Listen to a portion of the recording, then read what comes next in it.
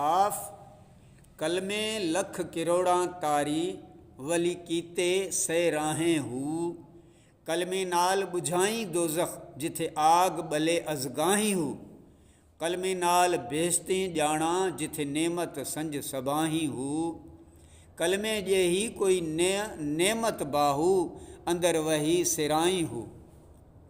तर्जुमो कलमे पाक लखें किरोड़े तारे मंज़िल मक़सूद ते पहुचाए छॾिया सवें मारफत जे पांधीड़नि खे वली बनाए छॾियो।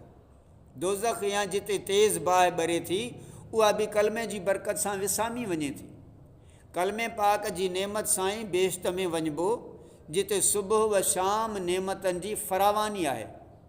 ऐं बाहू कलमे तैयबा जहिड़ी नेमत ॿिन्ही जहाननि में ॿी का बि न आहे। काफ कलमे नाल मैं नाती धोती कलमे नाल व्याही हूँ कलमे मेरा पढ़िया जनाजा कलमे गोर सुहाई हूँ कलमे नाल बेहस्ती जाना कलमा करे सफ़ाई हूँ मुड़न महाल तिन्हानू बाहू जिन्हा साहब आप बुलाई हूँ।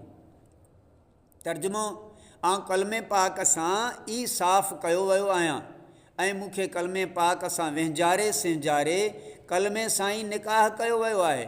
मुंहिंजो जनाज़ो बि कलमे पाक पढ़ियो आहे ऐं कलमे जे करे मुंहिंजी क़बर में नूर ऐं रोशनी आहे। कलमे जे करे आउं पाण खे बेइज़्ती ॼाणा थो ऐं कलमे ई मुंहिंजी सफ़ाई कई आहे। ऐं बाहू अहिड़नि आरिफ़नि जो वापसि अचणु नामुमकिन आहे जन खे हुज़ूर अकरम सल्लल्लाहु अलैहि वसल्लम ख़ुदि पंहिंजे हज़ूर में घुरायो आहे। अल्लाह सुभान अल्लाह।